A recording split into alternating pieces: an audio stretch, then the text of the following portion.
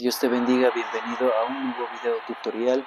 Hoy vamos a aprender a entonar la alabanza que se titula Apunchi Jesucristuya Kishpichi Kuyak Dios.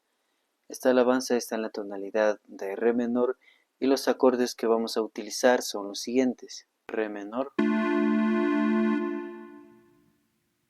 Re mayor, Sol menor, Si bemol mayor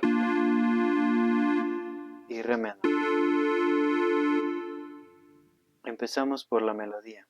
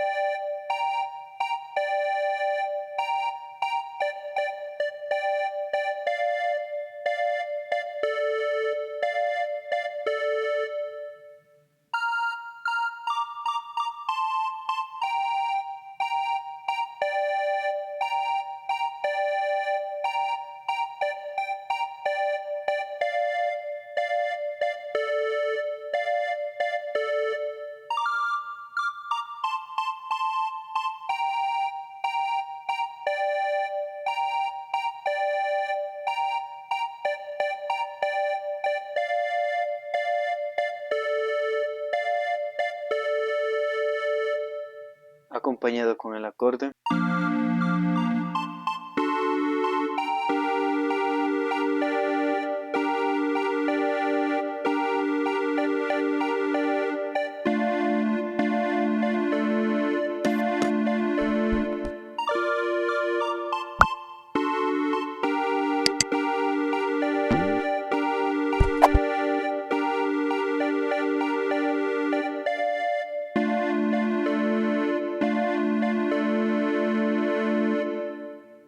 El estribillo.